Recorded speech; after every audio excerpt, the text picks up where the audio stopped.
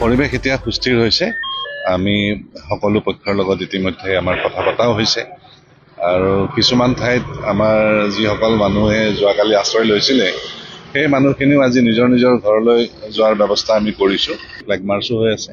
ঠিক flag March বুলি ক'ব নোৱাৰি এতিয়া, যিহেতু শান্তি ঘূৰি আহিছে, কিন্তু তেওঁলোকে যিবিলাক ঠাইত আমাৰ এনেকুৱা ধৰণৰ ঘটনা সংঘটিত হৈছিল বা য'ত আমাৰ কনফিডেন্স বিল্ডিঙৰ আছে প্ৰয়োজন, তাত তেওঁলোকৰ উপস্থিতি আমাৰ আছে আৰু তেওঁলোক থাকিব। আজি আৰু অহাকালিৰ ভিতৰত প্ৰত্যেক গাঁৱতে আমি চৰকাৰী বিষয়া কৰ্মচাৰীসকলৰো উপস্থিতি আমি উপলব্ধ কৰাম। এতিয়া এভৰিথিং ইজ আণ্ডাৰ কণ্ট্ৰল। আমি ভালকে পুৰা ডমিনেট কৰি আছো। এতিয়া আমাৰ লগত RAF আহিছে, CRPF আছে, আৰ্মি আছে, আৰু আমাৰ আসাম পুলিচৰ সব বৰিষ্ঠ অধিকাৰীক লৈ DGP সব ইয়াতে কেম্প কৰি আছে, IGL সবে ইয়াতে আছে। সবে আমি মিলি পুৰা গোটেই ৰাতিও এৰিয়া ডমিনেট হৈছে। এতিয়াও আমাৰ গোটেই এৰিয়াত মানুহ আছে। মানুহ কনফিডেন্স বিল্ডিঙৰ কাৰণে আমাৰ কাম চলি আছে।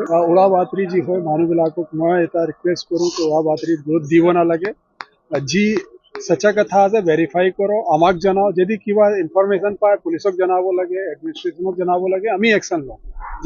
যি মানুহ হাতত ল'ব তাৰ বিৰুদ্ধে ঠোস কাৰৱাই হ'ব, বাট নিজৰ হাতত কোনোবা আইন ল'ব নালাগে। যি ঘটনা হৈছিলে, মেইন ইনচিডেণ্ট যি হৈছিলে, যাক লৈ ইমান হ'ল, তাতে 19 মানুহ আৰেষ্ট হৈছে।